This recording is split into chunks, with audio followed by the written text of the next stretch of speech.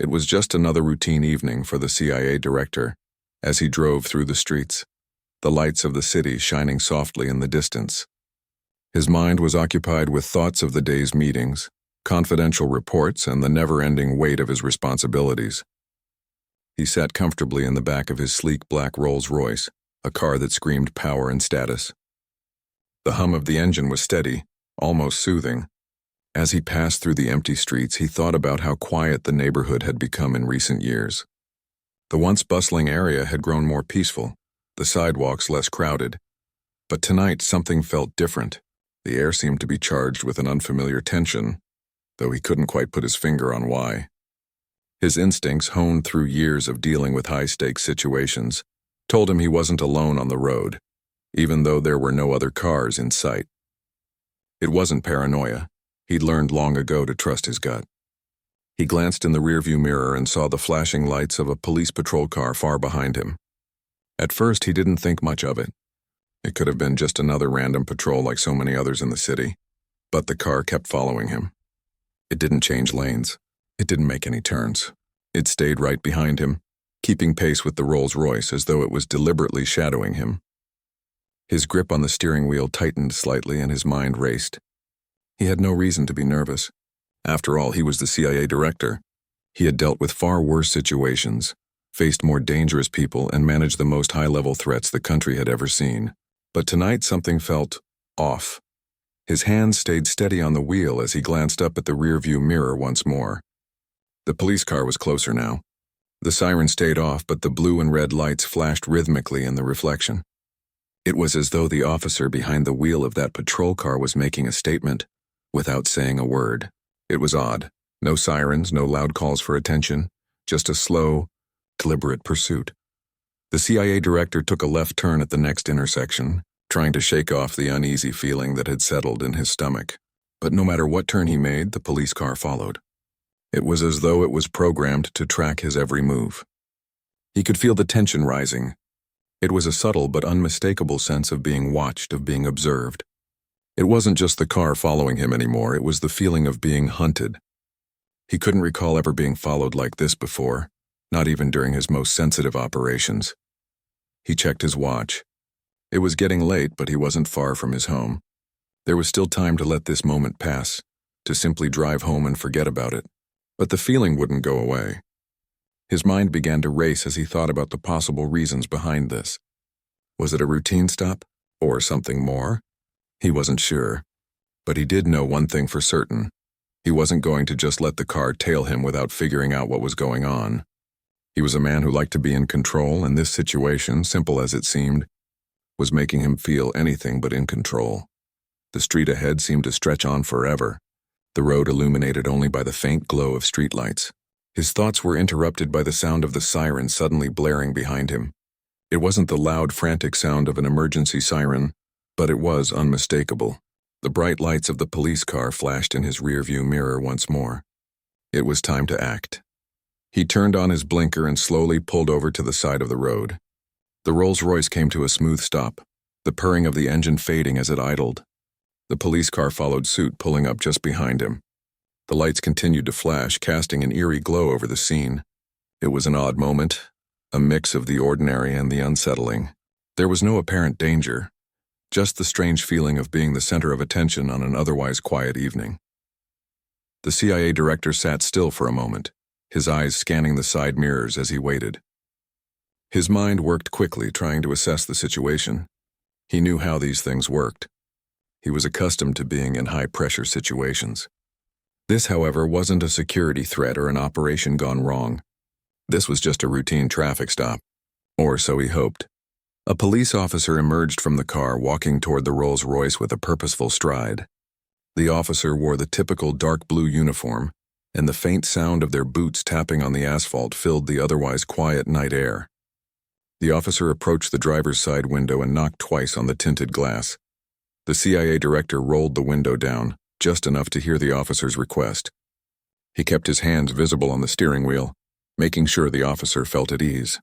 It was a reflex, one learned through years of dealing with authority even when he was the one in charge. He didn't want to give any impression of hostility. The officer leaned in slightly, a stern look on his face. There was no small talk, no pleasantries. Just a question. "License and registration, sir," the officer said, his voice even but firm.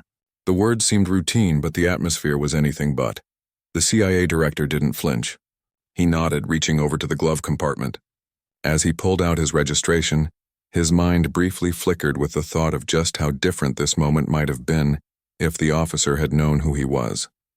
But he didn't give it any further thought. He passed the documents to the officer without a word, his calm exterior masking the growing sense of discomfort inside him. The officer took the documents, but there was something in his eyes, something that made the CIA director pause. It wasn't suspicion exactly, but there was a flicker of something else there, something unspoken. The officer glanced at the documents, then back at the driver. A pause lingered between them before the officer spoke again. "Can I ask why you're driving through this neighborhood, sir?" the officer asked, his tone now more curious than commanding. The CIA director raised an eyebrow. This was an unusual question. He hadn't expected such an inquiry, and it caught him off guard. He glanced out the window, almost as if trying to see the neighborhood through the officer's eyes. To the CIA director, it seemed like an ordinary suburban street. Nothing special, nothing dangerous. But to the officer, there was a sense of unfamiliarity. Maybe it was the car, maybe it was the quiet night, but something about this moment felt off to the officer too. "I'm on my way home," the CIA director replied, his voice steady. "Just a regular drive." The officer seemed to hesitate for a moment, his gaze lingering on the documents in his hand. For a moment, there was a silent exchange of thoughts between them. The officer wasn't sure whether to press further or let the situation go. He shifted his weight, then made a decision. "Can you step out of the vehicle, sir?" the officer asked, his voice now tinged with authority. The CIA director was taken aback. It was a request, not an order, but it was still unexpected. He thought for a moment, assessing the situation. What was going on? Why was the officer asking him to step out? Something didn't feel right. He remained calm, but inside his senses were on high alert. The last thing he wanted was to escalate the situation, but he couldn't shake the feeling that this was more than just a random traffic stop. The CIA director sat still for a moment, taking in the officer's request. He had been in situations where things escalated quickly, where the smallest misunderstanding could spiral into chaos. But this was different. His thoughts raced, but his hands remained steady on the wheel. He could feel his pulse quicken ever so slightly, but his exterior remained calm. The officer's request to step out of the vehicle was unusual. Even in his many years of experience, he couldn't recall a situation where he'd been asked to leave his car under such circumstances. He glanced out the window, looking at the officer who stood just outside. The officer was young, maybe in his late 20s, and appeared slightly uncomfortable. The tension was clear in his stance, but there was also a hint of uncertainty. It wasn't a posture that exuded confidence. It was more one of hesitation, as if he wasn't entirely sure about the situation himself. For a brief second, the director considered his options. On one hand, stepping out could be seen as compliant, which would prevent any escalation. On the other hand, he didn't want to risk making the officer feel more nervous. There was always a fine line between cooperation and submission, and he wasn't about to give up control over the situation just yet. He took a deep breath and slowly opened the car door, stepping out into the night air. The chill of the evening hit him, and he adjusted his jacket, the weight of the situation not lost on him. He stood tall, his eyes meeting the officer's with a calm yet assertive gaze. The officer didn't seem to notice the quiet power the director exuded, his eyes glued to the papers he had taken from the car. The director remained silent for a few moments, allowing the officer to process the situation. He could see the young man was torn, unsure of his next move. The question that hung in the air wasn't just one of procedure anymore, it was a test. The officer was searching for something, perhaps an opening, a reason to explain why this had to happen. But the director gave him nothing. He simply stood there, composed, waiting for the officer to make his move. The officer finally cleared his throat, breaking the silence. "I'm sorry, sir, but we've had reports of suspicious activity in this area. We need to check to make sure everything's okay." The director raised an eyebrow. "Suspicious activity?" he asked, his voice calm but laced with a hint of disbelief. He didn't know how much longer he could keep up this game of civility, but he didn't want to lose his cool just yet. The officer nodded, clearly not wanting to admit that he had no real reason to pull the car over. "Yes, sir. It's just standard procedure. We're just being cautious." "Cautious?" the director repeated, his tone neutral but steady. He had dealt with people before who used vague excuses to cover their own insecurities, and he knew that this officer was simply following orders. What orders exactly, though, was anyone's guess. The officer shifted on his feet, his unease growing. The director could see the young man was struggling to keep his composure. "I just need to ask you a few more questions. If you could give me a moment, please," the officer said, trying to regain some control. The director nodded slightly, his eyes scanning the surroundings. The street was still quiet, the only noise being the occasional car passing by in the distance. But something about this moment felt increasingly surreal. This wasn't supposed to happen. The night should have ended with him at home, relaxing, maybe reading a report or two before bed. Instead, here he was, standing beside his car, talking to a nervous officer who seemed uncertain about the situation. Another police car pulled up, the engine's low rumble filling the air. This wasn't the backup he had expected. This wasn't the kind of response that would put him at ease. The officer who got out of the second car was older, probably in his 40s, with a more experienced and confident air about him. His movements were deliberate, his expression more focused than the younger officers. The director could see immediately that this officer knew what he was doing, but whether that was going to help him or make things worse was still unclear. The older officer walked over to the younger one, briefly exchanging a few words in hushed tones. The director couldn't hear what they were saying, but it was clear that the older officer was taking charge of the situation. His eyes flicked back to the director, studying him for a moment, before he walked over to him. "Good evening, sir," the older officer said, his voice much more measured than the younger officer's. "I'm Officer Harris. I understand you've been stopped for a routine check." He glanced briefly at the younger officer who was still holding the papers. The director nodded slowly. "That's correct. I've already provided the necessary documentation." Officer Harris nodded, but his eyes remained fixed on the director's face, studying him carefully. "I understand, sir. But we have to ensure everything is in order. You can't be too careful these days, especially with the reports we've received." He paused, letting the weight of his words hang in the air. The director didn't flinch. He was used to people trying to impose their authority, especially in times like this. But what bothered him wasn't the officer's questioning. It was the nagging feeling that something wasn't right. This wasn't the typical stop-and-check situation. There was something more to this, and the director couldn't shake the feeling that he was at the center of something bigger than just a minor traffic stop. Officer Harris cleared his throat and spoke again, his tone now more official. "Sir, I need to ask you to step over to the patrol car for a moment. It's just standard procedure. Please cooperate and we'll get this resolved quickly." The director's mind whirled. Something was wrong. He wasn't sure what it was yet, but the way this entire situation had unfolded felt off. It was as if the officers were reacting to something they didn't fully understand, and that in itself raised 100 questions. What exactly had caused this chain of events to start? Why him? Why tonight? Without saying anything more, he turned and walked towards the patrol car, trying to make sense of what was happening.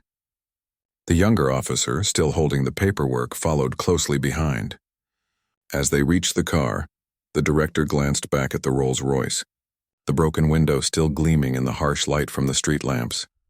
The situation had gone from strange to unsettling, and the more he thought about it, the more he realized that this wasn't just a case of bad luck. Something had triggered this, and whatever that trigger was, it was something far beyond the scope of a typical traffic stop. As the director stood by the patrol car, waiting for the officer to continue questioning him, he couldn't help but feel like he was on the verge of something much bigger than he had anticipated. As the director stood by the patrol car, the cold evening air seemed to press in around him. The hum of the streetlights, the distant sound of a passing car, and the low chatter of the officers filled the silence. But it wasn't the quiet that made the director uneasy. It was the growing sense that things were spiraling out of control. The questions from the officers were becoming increasingly irrelevant, and yet they continued. "Do you mind if I ask where you're headed, sir?"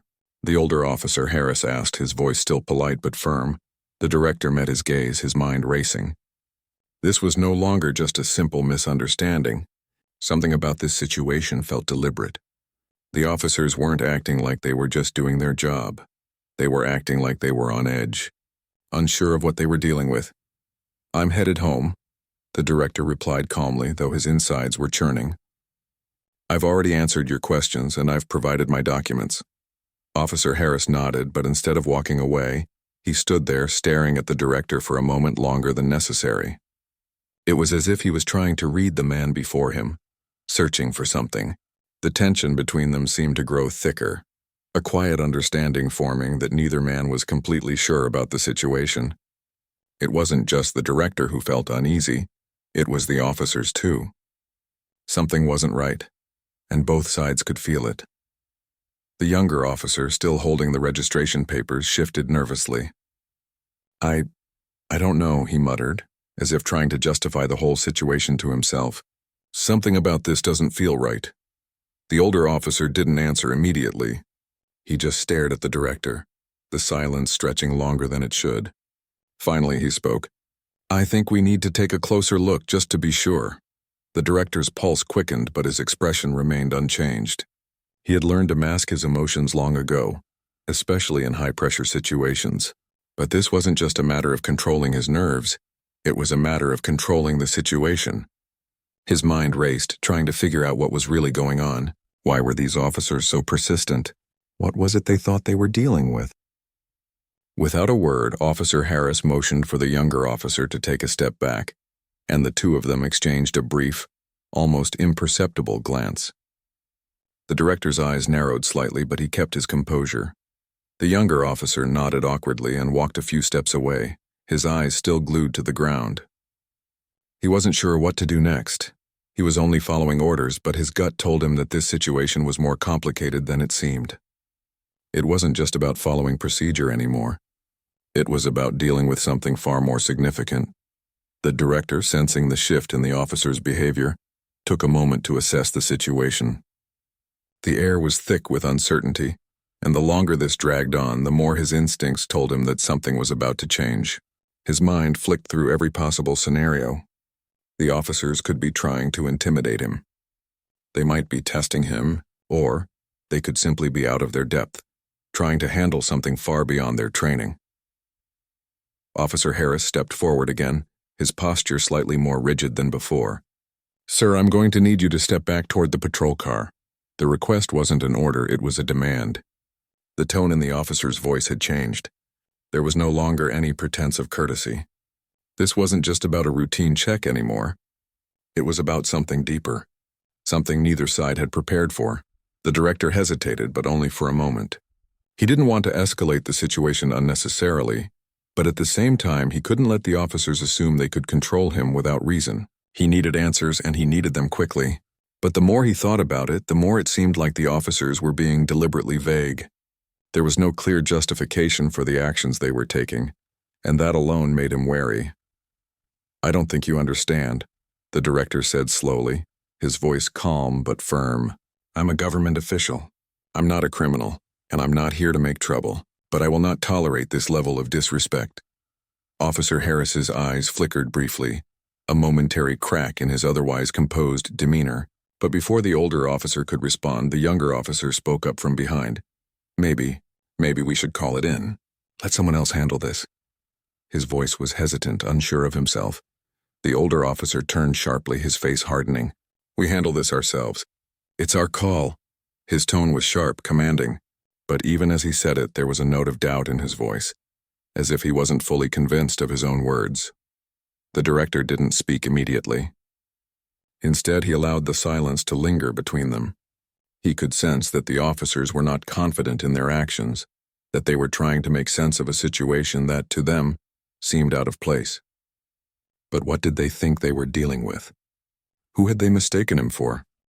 The older officer stepped closer to the director, lowering his voice just enough so that only the two of them could hear. "I'm sorry, sir," he said quietly, his tone now more apologetic than before. "We had no idea who you were. We thought you were someone else, someone who fit the profile. But now that we know, we'll handle it differently." The director felt a chill run down his spine, not because of the officer's apology, but because of the words that followed. Someone else. A profile. It didn't make sense. What profile? What exactly had they mistaken him for? And why had they felt the need to act so aggressively? Before he could process the officer's words any further, the younger officer, who had been standing a few paces away, took a step forward. His face was pale, his hands trembling slightly as he held the paperwork. We need to check the vehicle," he said, his voice small and unsure. The director turned to look at the Rolls-Royce, his eyes narrowing slightly. The broken window was the only sign of the confrontation that had taken place so far. But what did they think they were going to find in his car? What could they possibly be expecting? The younger officer seemed to sense the director's confusion and added quickly, "It's just protocol. We need to be thorough." The director was growing increasingly frustrated, but he held it in check. This was no longer about simple procedure. It was about something else, something hidden beneath the surface. He had dealt with far more dangerous situations in his career, but this was different. These officers were out of their depth, and they were making decisions based on fear and uncertainty. "Protocol, huh?" the director said, his voice low but steady. "You think that's what this is about? You think this is just routine?" The younger officer faltered, his gaze dropping to the ground. He didn't know how to answer. He had no idea what was going on either, but he was being pulled along by the older officer, who was still trying to maintain control of the situation. Officer Harris stepped in again, his voice more commanding now. "We're going to check the vehicle, sir. Step aside." The director took a deep breath, feeling the weight of the situation pressing in around him. He had no choice but to comply, but every part of him screamed that something was wrong. He stepped back, allowing the officers to inspect his car. But even as they moved around the Rolls-Royce, he couldn't shake the feeling that this was only the beginning of something much bigger, something far more dangerous. The night air felt colder as the director stood silently by the patrol car, watching the officers move around his Rolls-Royce. The entire situation had shifted in a way he hadn't expected. It wasn't just a misunderstanding anymore. It was starting to feel like something was being pushed, something that had no clear purpose. He had been in situations like this before, where the tension was palpable, where the smallest mistake could lead to major consequences. But this was different. It felt like the officers were in over their heads, and that only made the situation more dangerous. The younger officer, who had been the most nervous from the start, was now peering inside the car. He had a flashlight in his hand, shining it over the seats and the floor as if searching for something. The older officer, Harris, stood nearby, keeping a watchful eye on the surroundings, but his gaze kept flickering back to the director, as if he were expecting something to happen. For a moment, the director's mind wandered. He thought back to the last time he'd been in a tense situation like this. It wasn't the first time he'd been misunderstood, but this felt different. This wasn't just a case of suspicion, it felt like a test. But a test for what? Why had they chosen him? Why had they singled out this moment? He had no answers, only questions, and that uncertainty gnawed at him. The officers continued their search, going over the car with meticulous detail. The young officer opened the trunk and began inspecting the contents, moving things around carefully but quickly, as if to find something. The director had nothing to hide. His car was clean, as it always was. But the longer this dragged on, the more frustrated he became. This wasn't about finding anything. It was about the act of searching itself, the show of authority. Finally, Officer Harris walked over to the director, his face set in a hard expression. He didn't speak at first, just glanced at the younger officer who was still rifling through the car. The tension between the two officers was now more obvious than ever. They were uncomfortable with the situation, and the director could tell that they were unsure of what to do next. The fact that they had broken the window, not knowing who he was a point of no return. There was no going back from this. "We've got nothing," Officer Harris said, breaking the silence. His voice was low, almost apologetic. "We're done here." The director nodded slowly, though he wasn't entirely satisfied with the outcome. He knew that there was more to this than just a search of his vehicle. Something had triggered this chain of events, and he was certain that it wasn't random. The question that lingered in his mind was whether these officers truly understood who they had pulled over, or if they even knew the implications of what they had done. "Do you have any idea what you're doing?" the director asked, his tone calm but firm. The words seemed to hang in the air between them. Officer Harris shifted uncomfortably, but didn't answer right away. The younger officer had stopped looking through the car and was now standing off to the side, his eyes wide and unsure. He didn't know what to make of the situation, and his confusion was starting to show. He had no idea who the director was, and it was clear that he had been acting on instinct, not reason. Harris cleared his throat. We had a report of suspicious activity. We didn't know who we were dealing with. Suspicious activity. The words sounded so vague, so empty. What kind of suspicious activity were they referring to? And why had it led them to this point? The director didn't buy it. He had dealt with enough cases to know when someone was hiding the truth. And this officer, though trying to maintain his authority, was hiding something. But what? So you break my window, search my car, and you didn't even know who I was? The director's voice grew slightly sharper, though he still kept his composure. The older officer took a step back as if the question had caught him off guard. He wasn't used to being challenged like this, especially by someone who was so calm under pressure. Harris hesitated, his mouth opening slightly, but he didn't know how to answer. He was caught between wanting to explain the situation and knowing that there was no good explanation for what had happened. I understand that you're upset, sir, Officer Harris said after a long pause. This wasn't how it was supposed to go down. We didn't mean for it to escalate like this, but when we saw the car, we thought the director cut him off. You thought you were dealing with someone else. Harris nodded slowly, though his face betrayed a mix of frustration and regret. The younger officer, who had been standing off to the side, finally spoke up, his voice barely above a whisper. Who are you? He asked, his tone filled with curiosity and hesitation. The question hung in the air. The director didn't immediately respond. He looked at the young officer, who was now stepping forward, almost as if he were trying to make sense of the situation. The realization that the officers hadn't known who they were dealing with seemed to hit the younger officer hard. He had probably assumed that this was just another routine stop, that they were just doing their job, but now he was seeing the consequences of acting without knowing the full picture. The director took a deep breath, deciding that it was time to stop playing games. The whole situation had gone far enough, and he wasn't going to let it drag on any longer. I'm the CIA director, he said, his voice even. There was no need for embellishment, no need for theatrics. The words, simple as they were, had the desired effect.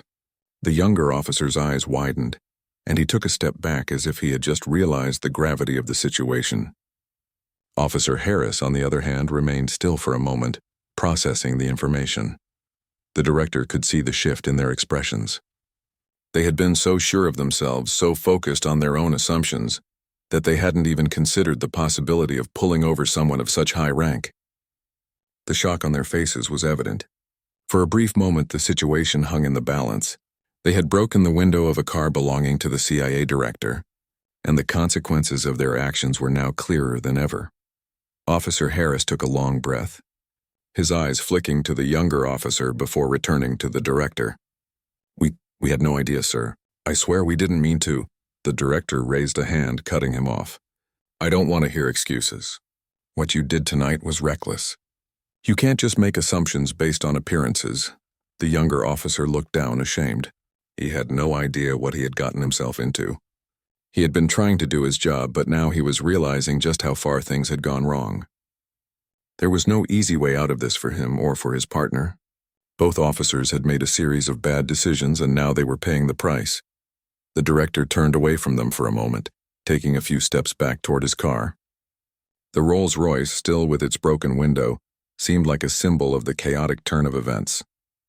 He had handled situations involving dangerous criminals, international, conspiracies and covert operations, but this had been a simple mistake, one born from overzealous suspicion and fear. It was something he couldn't just walk away from. Are you going to report this? The director asked, his voice low. Harris nodded, though there was uncertainty in his eyes. We'll report it, sir. We'll tell them everything. The director nodded slowly. Good. Because what happened tonight needs to be handled properly. I don't want this to turn into something bigger than it already is. There was a long pause. The younger officer opened his mouth as if to say something, but the words died in his throat. There was nothing left to say. The damage had been done. The director turned back to the officers, his face hardening. You've made your mistake. Now you have to live with the consequences. The minutes that followed felt like hours. The silence between the director and the two officers was thick, heavy with the weight of what had just happened. The realization had hit them hard. The director wasn't just any man in a fancy car. He was someone powerful, someone who had the resources and the authority to make their lives much more difficult than they could imagine. The director had given them his name, his position, and yet it seemed to hang in the air as something both impossible and inevitable. Officer Harris stood motionless, his face a mixture of disbelief and regret. The younger officer, still standing off to the side, had gone pale, his hands now trembling slightly. They were both in shock. The truth was, they had never expected anything like this to happen when they pulled over a luxury car. They had assumed the car was nothing more than a showy display of wealth, something that screamed criminal in their minds. Now, standing in front of a man they realized they had no business challenging, they were faced with the full force of their mistake. The director knew this wasn't the first time something like this had happened. It was the unfortunate reality of being in a position of power. People would often misunderstand, misjudge, or even assume things about you based on appearances. But this was different. This wasn't just a case of someone jumping to conclusions. This had been a complete breakdown of procedure, of judgment, and the consequences were now unfolding. "I'm not going to press charges," the director said after a long pause, his voice calm and measured. "But this needs to be handled properly." The officers exchanged uneasy glances. The younger one seemed as if he might speak, but thought better of it. Officer Harris, however, took a step forward, his posture straightening slightly as he faced the director. "Sir, we're truly sorry. We didn't mean to cause any harm, and I realize that what we did was completely out of line. We were just trying to do our jobs, but I see now that we misjudged everything." The director nodded, his expression hard but not unkind. He could see that the older officer was genuine in his apology. The young officer, on the other hand, was still processing the situation, trying to understand how things had gone so wrong. "I know you didn't mean any harm," the director replied, "but good intentions don't change the fact that you broke my window, searched my vehicle, and put both of us in a position that could have escalated quickly." He paused for a moment, his eyes narrowing slightly as he glanced between the two men. This wasn't just a misunderstanding. This was poor judgment, and poor judgment can be dangerous. Officer Harris nodded slowly. "We understand, sir. We were just trying to be cautious, but now I see that we went too far." The director remained silent for a few moments, letting the words sink in. He wasn't interested in making the officers feel worse than they already did, but he also knew that they needed to understand the gravity of what had transpired. Their actions could have led to something far worse, and the last thing the director wanted was for this to escalate into something uncontrollable. The younger officer stepped forward, his voice barely above a whisper. I didn't know who you were," he said, his face flushed with embarrassment. "I just thought, well, I thought you were someone else." The director turned his gaze to the young officer. There was an undeniable sincerity in his eyes, and it was clear he was struggling with the realization of what had happened. The director could see that this wasn't just a case of following orders. It was a case of fear and misjudgment, two emotions that often led people to make hasty decisions. "I get it," the director said after a moment. "You acted out of caution. But it was a mistake, one that I'm sure you won't make again." The younger officer nodded quickly, his face still pale. "I won't, sir. I promise." There was a long pause as both officers seemed to absorb the director's words. The weight of the situation wasn't lost on them. They had made a mistake, a big one, and now they had to live with the consequences. But as much as the director wanted to make them understand the seriousness of their actions, he also knew that this wasn't the time for punishment. They had already learned their lesson in the hardest way possible.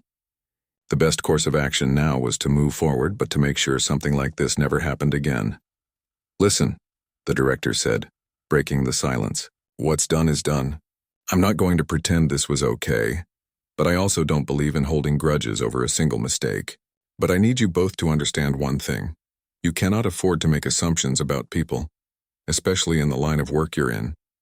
The stakes are too high. You can't take things at face value." The officers nodded in unison, their expressions more serious now.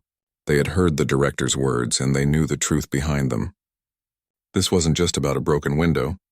This was about something far more important: the ability to remain level-headed, to assess situations properly, and to never let fear dictate your actions. Now, the director said, turning away from the officers and heading back toward his car.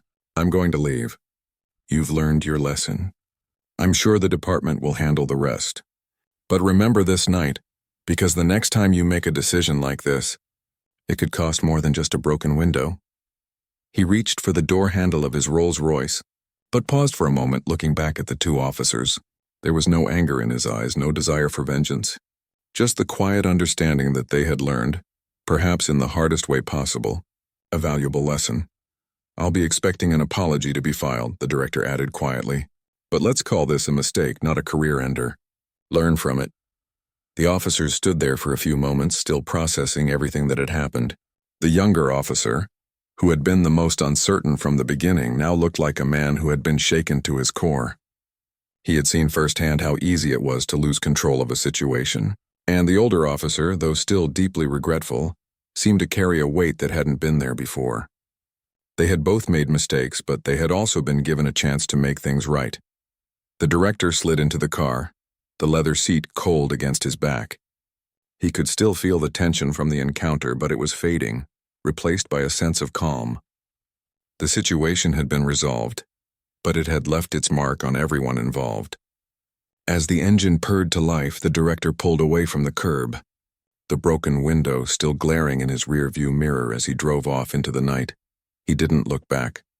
The officers watched the car disappear into the distance. They stood there for a moment longer, the weight of what had just transpired settling heavily in their chests. This wasn't the night they had expected, but it was one they would never forget. They would carry the lessons learned tonight with them for the rest of their careers. And though the director was gone, his words lingered in their minds, a reminder that even the smallest misstep could have far-reaching consequences. They would never forget the night they broke the window of a man who, at first, they had no idea was someone they should have treated with more respect. The consequences were real, but they had learned, perhaps too late, that some mistakes couldn't be undone. But they could still make sure the future was different. They could still change.